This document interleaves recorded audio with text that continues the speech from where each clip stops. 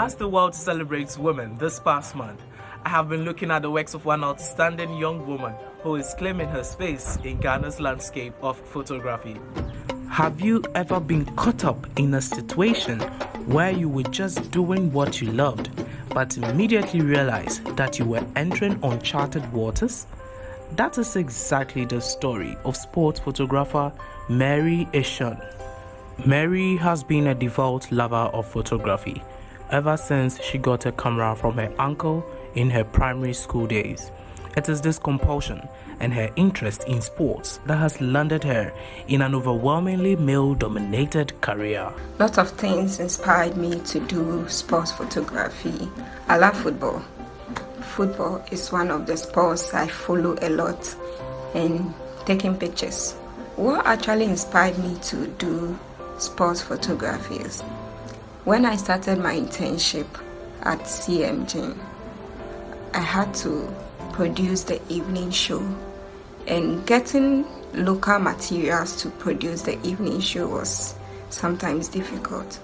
So I started going to match day games, taking some short videos and pictures to produce my show. So that's how I got into the photography aspect. The sports storyteller is among the A-list of women in photojournalism in Ghana.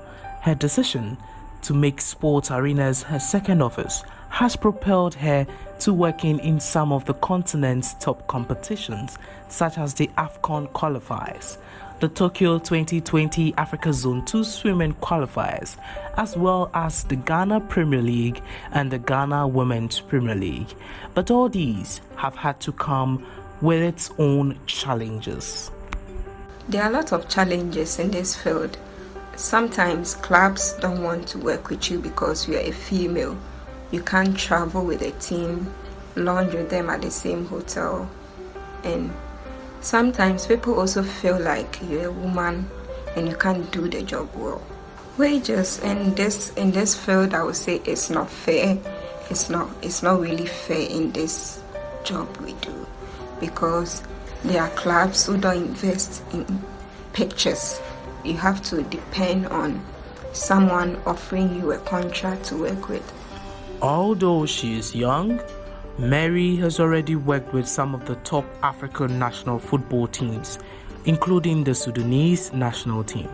She sees a bright future despite the periodic bullying and framing she gets just because she is a woman.